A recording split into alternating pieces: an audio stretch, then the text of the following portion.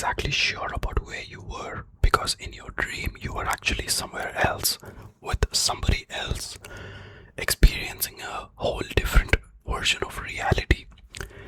This has happened to me quite a few times, and I only remember the negative ones because those were the most impactful.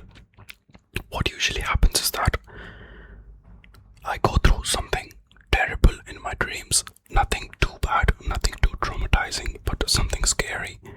Maybe I'm caught up in a situation with the police, or maybe I'm caught up in a situation where I'm in trouble for something. And then suddenly I wake up, and then I immediately thank God that whatever I saw in my dream was not real, because if it was, then I would be in big trouble. And I would wake up and I would thank God for whatever I saw in my dream not being real. And I just get up and I carry on with my day, and I don't remember what happened until I go back to sleep at night, and then maybe I might get a small glimpse of what happened in the morning. Let me know in the comments if this has happened to you guys. But let's uncover how this happens and why this happens. So to understand this, we need to understand something called REM sleep. REM stands for rapid eye movement. This is one of the deepest phases of sleep where our brain is extremely active. It's even more active than how it is when we are wide awake. Yeah, guys, that's correct. Our brain has a phase where it is more active than how it is when we are awake, and that happens during our sleep.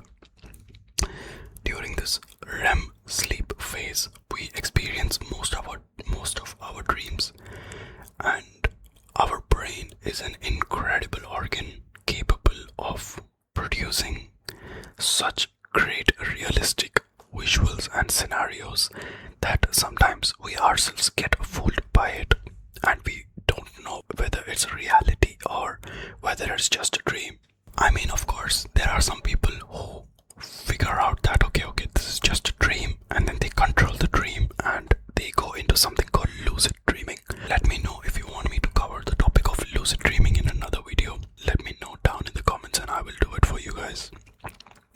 So this is what happens when we are in a REM sleep. So our brain, it does not create dreams out of nothing. It basically takes all the pieces of information that it has in our mind, like the stored people's faces, the stored locations, everything, the stored experiences that we have, the stored countries, the stored images, the stored noises during our entire life, and it basically joins all these pieces like a puzzle, and it creates a dream that feels ultra realistic. So if you ever wondered how our brain creates these dreams, this is how it is. It takes pieces of information like pieces of a puzzle and it puts them together and it creates dreams, okay? Now, what causes these dreams to seem so real?